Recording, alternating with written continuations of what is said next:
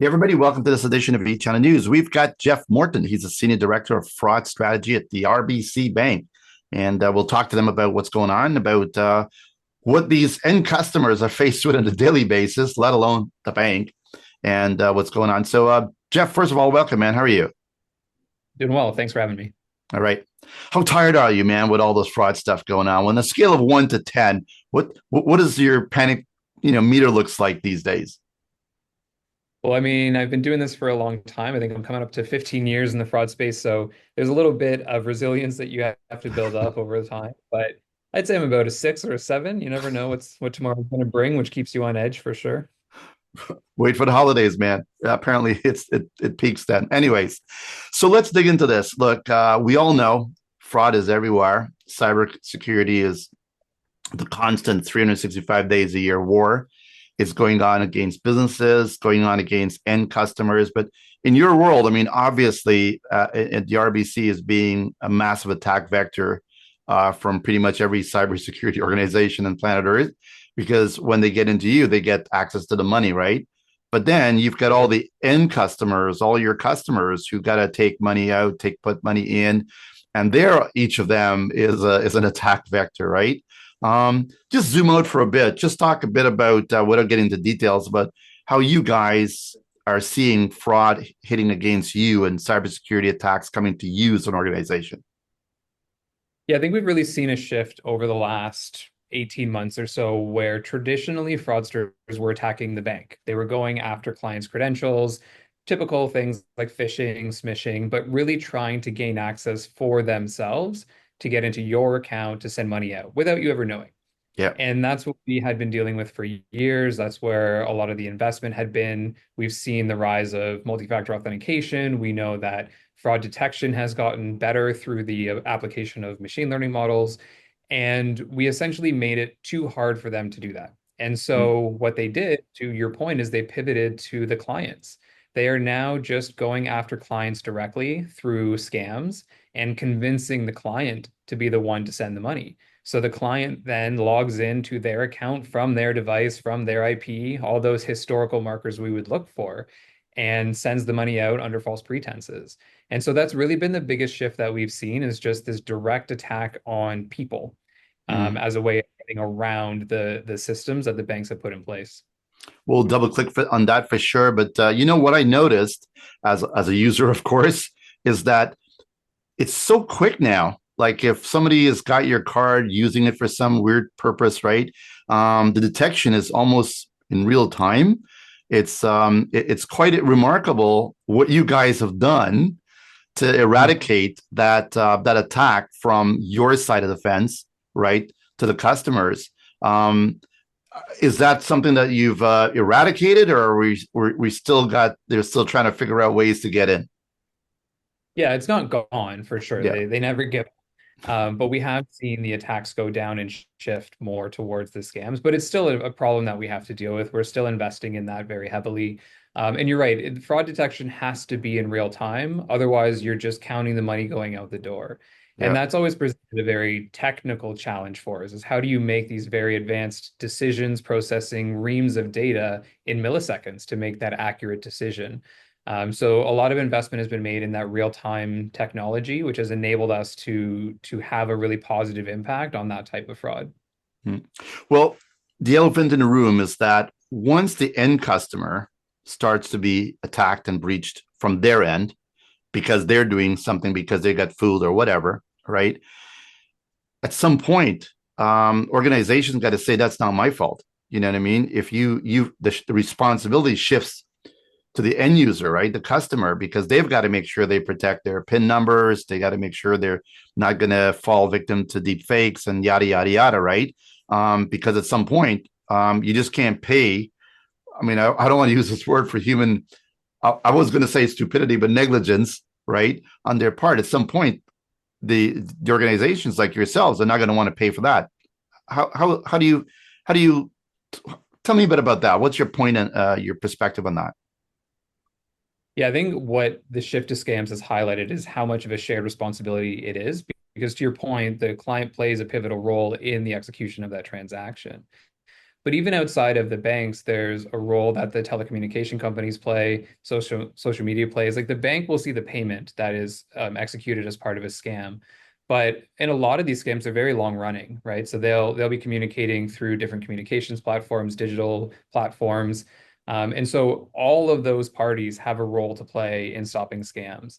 We know that there's different models around the world that are popping up and as how liability shakes out for these types of cases.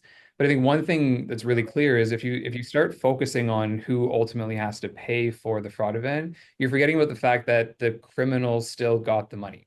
Mm, And I think it's in everybody's best interest to band together and figure out how do we work collectively as an industry across all banks, telcos, social media platforms. How do we bring in the client into that, better educate them, give them better tools to stop the money from going out in the first place? mm, We've started to see through some reports from the UNODC and others online around the impact that scams has on the other side. We know that transnational crime groups are really leading all of this type of fraud. There are huge humanitarian issues that we need to think about with the scam compounds that exist in Southeast Asia, mm. and all the fraud that goes out the door now is going to fuel that. It's fueling all of sort of the worst parts of humanity. So it's a really important topic and one that we can't ignore, but I think the focus really needs to be on how do you prevent the fraud from happening in the first place. 100%. I mean, it's like in the cybersecurity world, we're trying to figure out how to, harden, that posture and sort of put a dome on it. If there is such an analogy, right? The reality is that there's a lot of components, and with the supply chain connected to everything else, at the end of the day, like the saying goes, you're only as strong as the weakest link, and the bad actor has just got to find whatever that weak link is, all right, and press on it, right? And how so let's go through a few of the tricks or the frauds that's happening that you're seeing kind of a trending up or something like that. Yeah, so the most impactful one that we're seeing these days, at least in terms of dollar value, are crypto investment scams. I Hmm. think everybody knows crypto exists, but doesn't necessarily understand how it works. And I think that's a great opportunity for these criminals to exploit that knowledge gap. And I mean, you see the stories in the news about all the money people have made in crypto. And so Yeah. they really feed on that greed factor that people have. And they'll offer them these investment opportunities. We've seen it be very targeted. Like you'll see a lot of WhatsApp groups just get popped up that you may get included in selling some crypto investment opportunity. We've seen deep fakes of prominent celebrities like Elon Musk or various um, like well-known individuals pushing some kind of investment scheme. And really what they're looking for you to do is move your money into these high risk, high return investments, but they will bring you into it and they'll maybe show you some early returns. You may actually get some money out of it. You may just see screenshots of your balance. And over time, it builds and builds and it seems great until such a time as you want to maybe take your money out. And then they say, okay, well, that's great. In order to do that, you need to pay a tax. So you pay the Hmm. tax and say, okay, well, now you need to pay an administration fee. Like, well, sunk cost fallacy sinks in, right? You're like, well, I'm in for this much. What's a little bit more? And then ultimately you realize you've been duped out of potentially your life savings. And so that's really the most impactful one that we're seeing right now is just taking advantage of sort of that mysterious world of crypto, and everybody wants to make a little bit more money, right? So we've also seen that tied into the romance scam side of it, maybe more well known as pig butchering scams. So it starts as a romance scam, it translates eventually into some sort of crypto scam. So that's definitely the hottest one that we've been seeing. And I think you look at the stats from the FBI or the Canadian Anti-Fraud Center, it'll be number one on all the charts right now. Yeah, catfishing and stuff like that. Sometimes I wonder why this happens because the greed factor, of course, and people are just trying to make more money and trying to get, I guess, their money long, you know, make it last longer, get more of it, that type of thing, and they're putting themselves at more risks. How do you avoid this? It's kind of hard. Even the romance scams, right? I mean, there are folks out there that looks at this and then they fall into it, right? And then you've seen them give out hundreds of thousands of dollars, and then you wonder why would a human do this to someone that they've never met, or don't know. It's quite remarkable. So what's your thinking from a psychological perspective if you look at what's in the minds of these people? I think it's really easy to look at these stories from the outside and kind of say like, oh, well, how could you fall for that? It's so obviously not real. But I think we have to also remember that these are absolute experts in what they do. All they are investing time and money into figuring out how to commit a scam. What is the psychology behind it? They are learning because they do this every day, all day, what works and what doesn't work, right? Constant A/B tests. What Yeah, script works, does not. And so the people who fall victim to this, and the word victim I think is really yeah. appropriate, is they have just fallen for a very sophisticated psychological scam. And often it coincides with potentially something that they're going through, right? The romance scams we think tend to affect people who are maybe lonely, have gone through a loss event, but you're always a bit more vulnerable in that situation. And for the fraudsters, it's a numbers game, right? They'll spray as many of these attempts as they can, and they only really need to hook a few of them. And then it's just buying into it. And when you see some of the technology that they have access to, like I think 10 years ago, 5 years ago, even a romance scam, they may be asking for a picture, and so you get a picture. Then they say, oh, I want to see a video. It was really easy to say, like, oh, I don't have a great signal right now. I can't do Mm. that. Come way past that to the point where in real time, a fraudster can be deep faking their face and their voice to present a persona on a live video chat to their victim and just sell it. And so not only do they have the psychological advantage, they have the technology advantage as well, that they can just really get their hooks in. And then once they're in, we've seen it's really difficult to get them to acknowledge that they're in a scam. We know that people who have been scammed once are at a higher risk of being scammed again. We've heard stories around the same person Wow. being falling for a romance scam 3 times in a row because, or maybe even with the same person, is they just are not willing to believe that it was fake. Wow. So there's a lot of psychological manipulation that goes along with this. And that's part of the challenge from the victim side is you're not just remediating a financial event. There's a huge emotional cost to these scams as well that can't go ignored. Yeah, and who knows what happens down the road with people's mental instability, right? Because of these things. At some point, the human mind can only handle that much. Are you seeing AI? I mean, obviously now we're in this new era of AI, which is it used to be we could think it's going to come in the next couple of years, 2, 3, 4, 5. Now it's like happening like in real time. It's just expanding so fast. How is that making this problem worse? Yeah, we're seeing it all over the place. I mean, the technology I just mentioned around the deep fake on the voice and the video, the crypto ads from Elon Musk, that's all the result of that technology advancement. But we're also seeing it even in the traditional phishing realm, right? Everything is becoming a bit more hyper personalized. And so we did a survey as part of Fraud Month in March, and part of that survey was identifying that 2/3 of people last year received a personalized scam attempt or fraud attempt. And so Wow. phishing was a numbers game before, right? They would blast the same message out to as many people as they can. But now, because of generative AI capabilities, they can take all the data they have on you and build something for you, but do it at scale for everybody. As opposed, so it's created efficiencies that we've never seen before, allowing them to be more efficient in their attacks.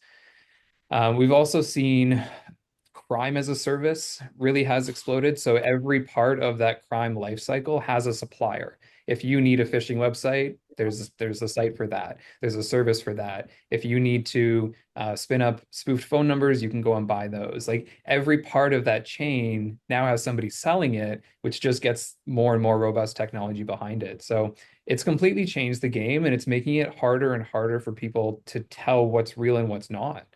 So that's it's a challenge and it's only accelerating. And we're going to end up longing for those days of the Prince of Nigeria, when it was easy to to figure out if it was a scam or not. So it's accelerating, it's getting better, it's getting more difficult for the mere mortals, right, to understand and decipher. what's true, what's not. And it's not just in fraud stuff, but also in politics and in communications on the infinite information you get on the web and so on. So it's happening everywhere. What are some of the things that other things that your poll revealed about Canadians and how they're getting bombarded by this community? Yeah, it was really interesting. I mean, I think it was almost unanimous. 98% of people said that they have seen the number of attempts getting worse or getting more Yeah, prevalent. Getting 98% of people to agree on anything these days is a challenge, so you know it's true. impossible. Exactly. I think one of the most concerning findings in the survey was that about two-thirds of people said that they're starting to feel what we call fraud fatigue. It's Mm, that feeling of just being tired from always having to be on guard, right? We talked about how you just can't trust anything anymore. That constantly wears on people when your phone rings and you're like, do I answer it? Do I not? Is it real? Is it not? That's every phone call, text message, email, you have to be on your guard.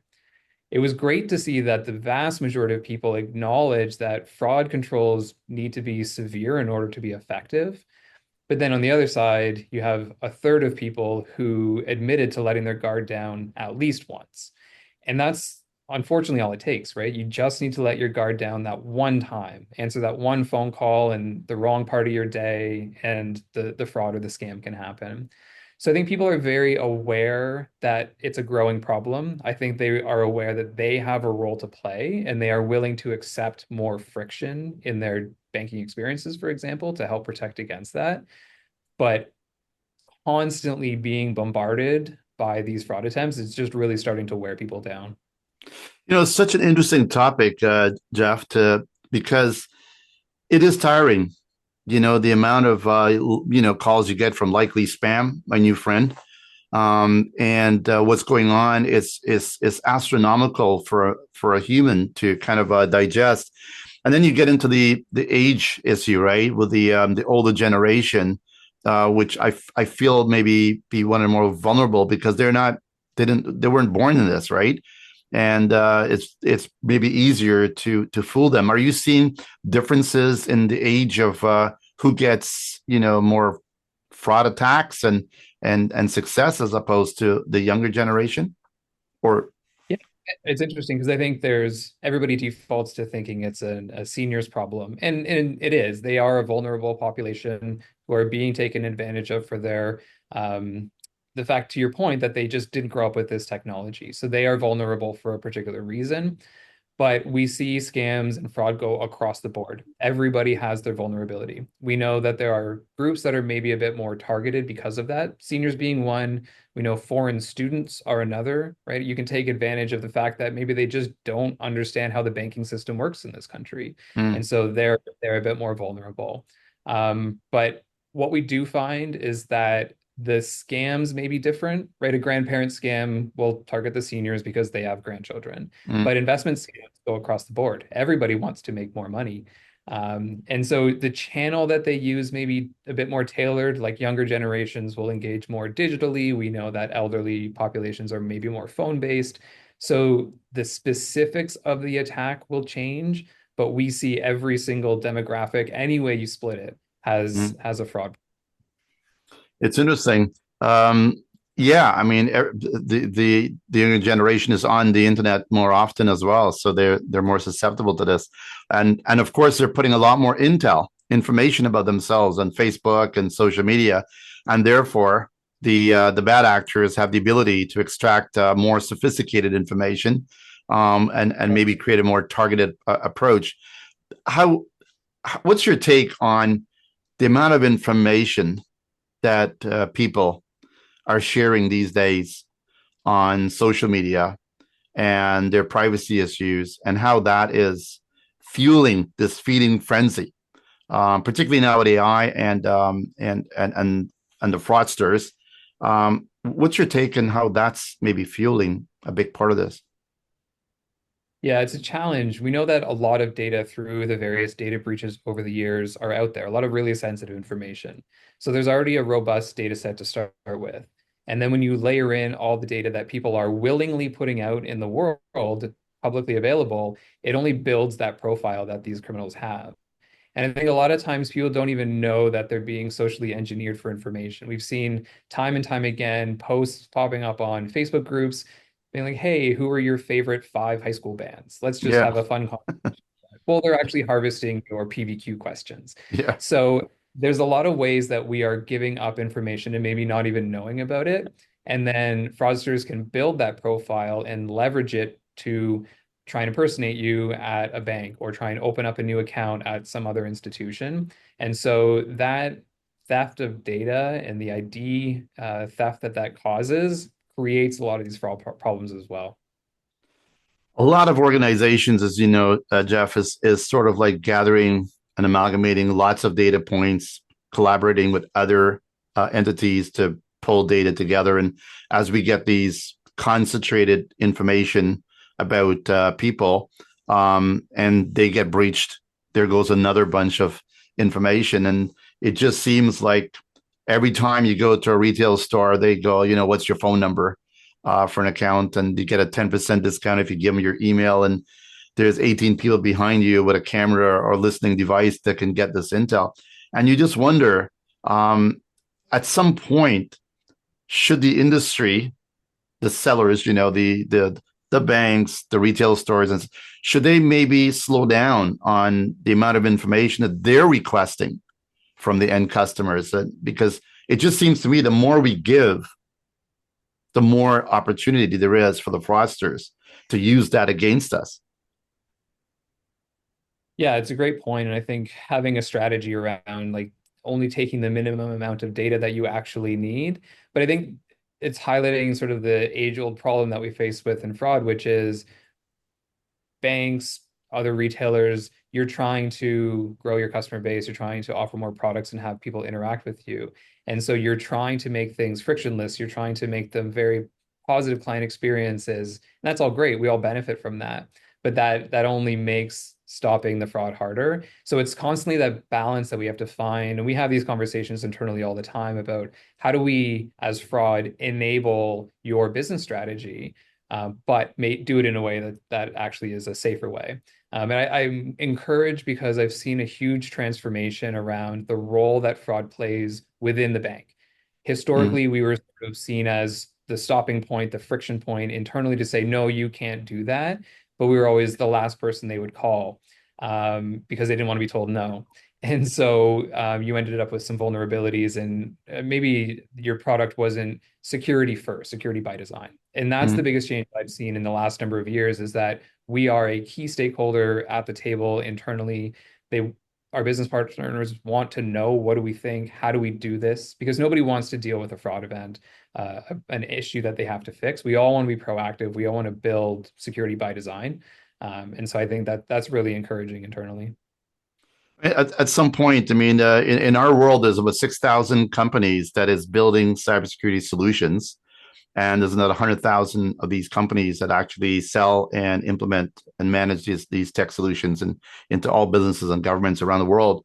And the reality is, it's not a large community, first of all, but it's complex, and it just seems to be the target just seems to be moving on a daily basis, and it's a sort of the front lines, if you will, because it's the attacks are not just happening to your clients, but also to business customers. And there's things already where the CEO of a company gets phished, and then they transfer literally millions of dollars because they deep fake and stuff. We hear these stories all the time. Um, where does all this end, my friend? It seems like an ongoing battle. We get up every morning and like, what's the day going to bring? What's your take on how this is gelling out right now, and what's the path forward? Yeah, I think it's tough to work in this space because I always sort of joke internally that winning is just losing less. Yeah. And and that's good. We need to continue to lose less, but we're also just it's an unfair fight that we're in as well, right? There are no regulations on the enemy. There's no red tape, no model governance that they have to go through, and so we will always be at a bit of a disadvantage. I think what is really encouraging for me though is seeing the industry really start to come together and try and figure out how do we work collaboratively, even if we are competing institutions, how do Mm. we work together to fight this problem? And there's been a lot of really exciting activity in Canada through the Canadian Banking Association. They've been leading an anti-scam alliance for about a year now, not quite.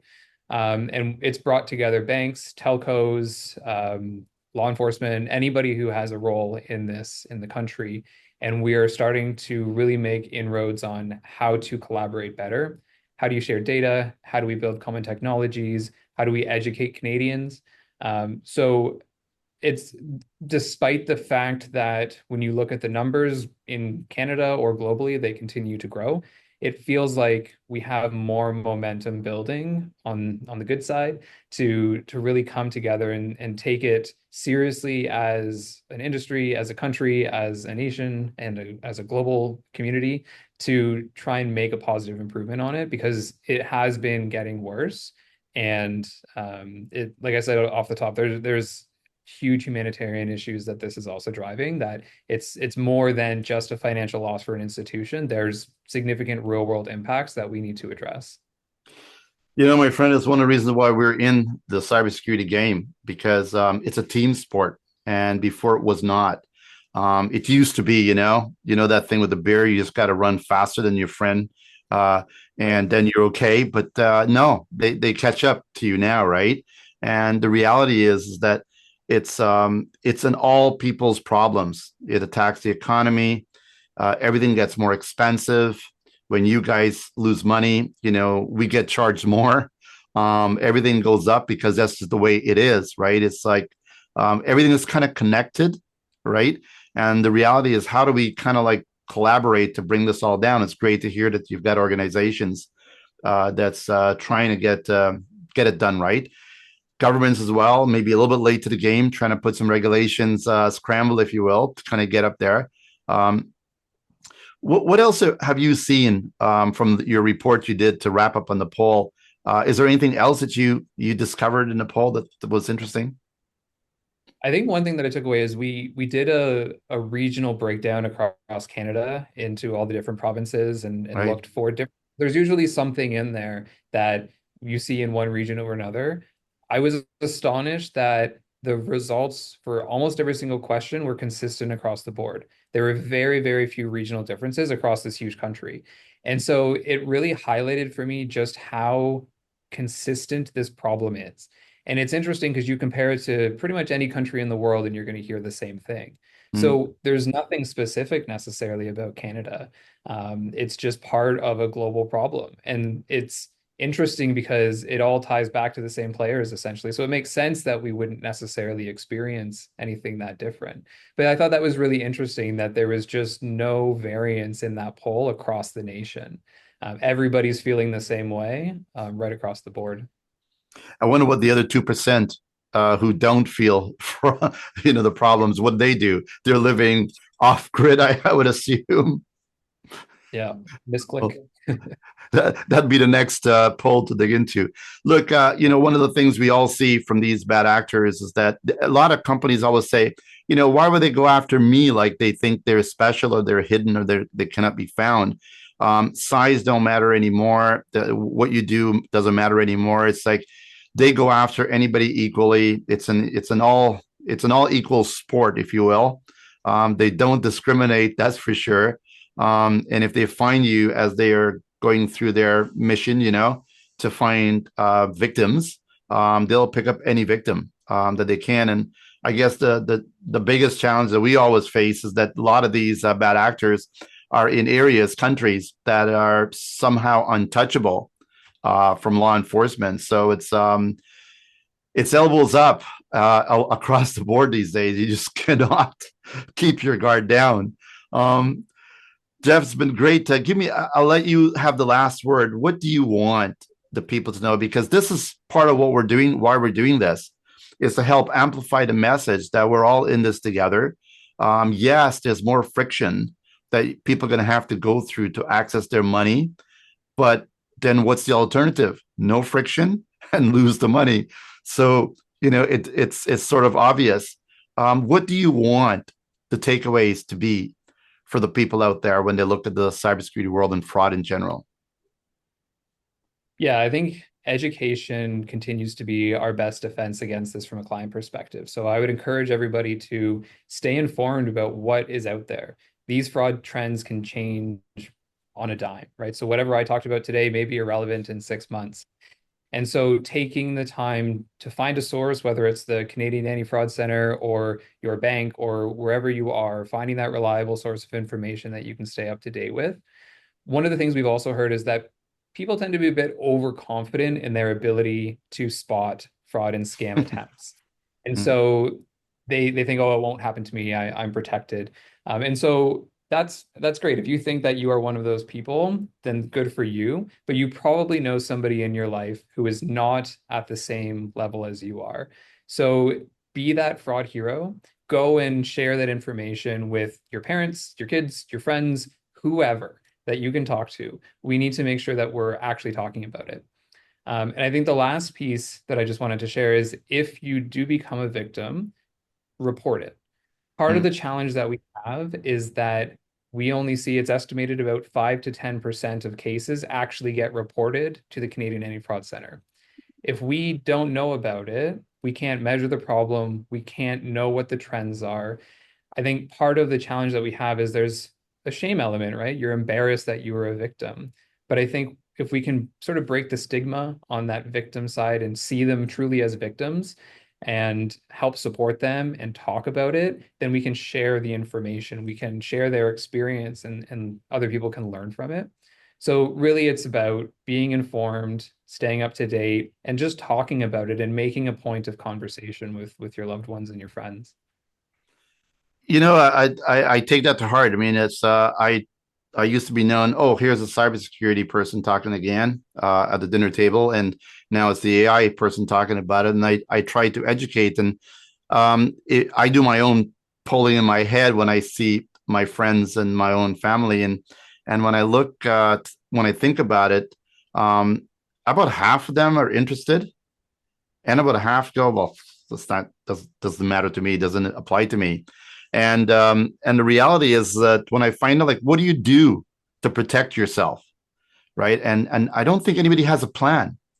And I would all maybe add that they should think about a plan about how do you protect yourself, how do you protect your information, how do you protect the valuable things like your PIN numbers and all that stuff, and not randomly put them on a computer or in your phone or on a piece of paper on a wall, that type of stuff. I mean, I could imagine bad actors breaking into people's homes, not to steal anything, but to grab that document that you got pasted and with a pin in your wall with all your passwords. I mean, it's quite alarming when you really think of how far it can go down the rabbit hole.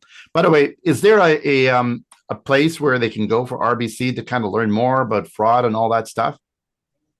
Yep. So we have lots of information on our website. So if you go to rbc.com/cyber, then you can navigate through to find all the information we have. We post scam alerts, lots of other great education, lots of content out there.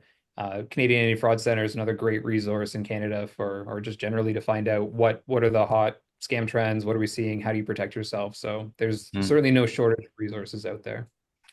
So, last question, and picking up on my personal experience with people I speak to. What about your personal experience when you speak to people as a fraud expert? When you tell them about what's going on, do they take it seriously, or they go, "Hey, that's not going to happen to me"? What's your take? I've it's interesting when you tell somebody you work in fraud, they automatically have a story for you. And so I usually try and build upon that, or at least share, obviously in an anonymized way, something that I've heard, and really try and make it real for people. Give a story about a person just like them who went through this type of event and they lost their money or they had some emotional toll as a result of it. So I think if you can make it relatable to people, don't I think we in the industry are too focused on don't share passwords, don't do this, don't do that. And you're like, yeah, I know.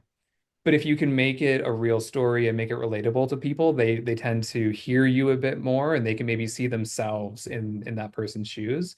And hopefully that can help the message sink in.